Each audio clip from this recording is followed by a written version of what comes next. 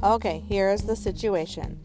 This is a client I have been doing for many, many years, and she had a hard time getting an appointment with me, and so she allowed a friend who is a licensed stylist to do her hair.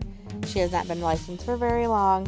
She's newer, but the history of this client is she's been light, and then she's been dark, and then she's been light again, and then she's been dark.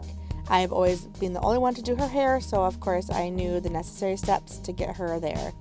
She wanted to go blonde again, and it has been a while, so I would have did something different. I would have removed her old pigment and then did safely some highlights, maybe some balayaging, but what she got was just some finer highlights put through the ends.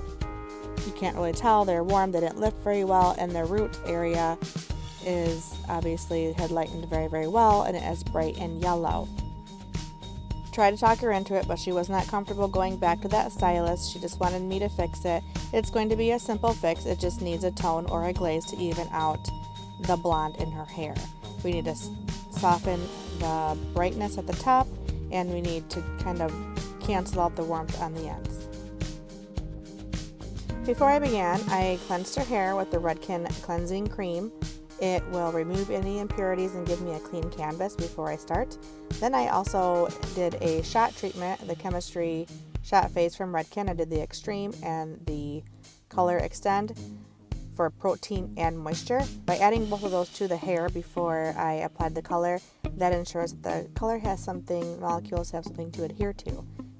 What should have been done is a toner or a glaze afterwards, like what I'm going to do now, to even out the hair. It's natural for the virgin hair to lighten quicker and the ends not to lighten as much and to pull warm. The goal today is to even out her hair color. The highlights where her new growth were too light and yellow, and the highlights that were added on the ends of her hair were too warm, and they kind of fade into the hair because that's where her old pigment was from her dark color. I will be doing 3 separate formulas today.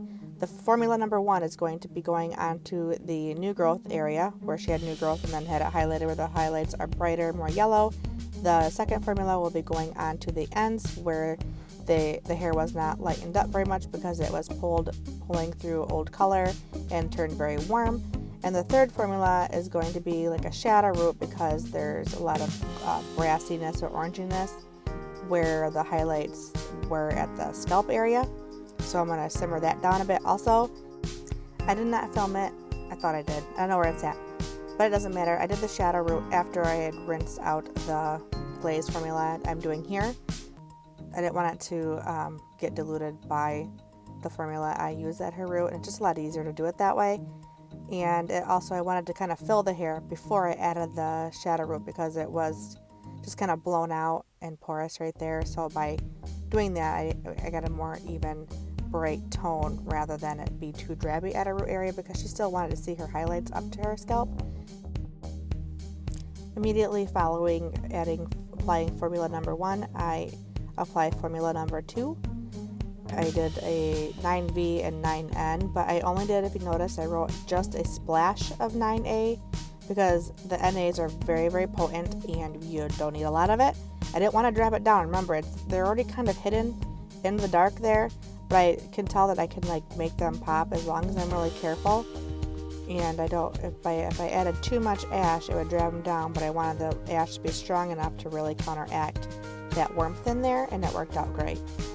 Now, normally, people probably usually wait till the end to apply the end color, but I just want to keep an eye on it, and I want it to be on there long enough, and I'm comfortable with it sitting there. I figured I could always rinse it off if it's done before the roots are.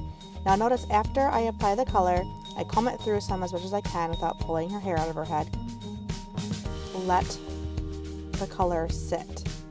Now after you apply your toner, just set it and walk away. I'm checking it right now just to see how it's processing, but I definitely did not play around. I notice people they play with their toners while it's sitting there. If you keep pushing that pigment around, it's never going to be able to get into the hair shaft as fully as it could, and it could take longer and not work as well. Here's a reminder of the before. The new growth took on very light. The ends had the old faded color, so the highlights that were added in there were kind of hidden, and they're really warm. Here's the end result of what we did. So just a little bit of toning and glazing. Guys, it's always good to glaze anyways, or tone, whatever you want to call it. It evens out. Hair's not always going to live perfectly even. We've got to kind of fill in those gaps. I know not everybody believes in it, but I just am a firm believer in toning. Comment below whether you like toning, or you're against toning, or you just don't think it's needed. But thanks for coming to my channel today and watching this tutorial, and stay tuned as I put more out. Bye.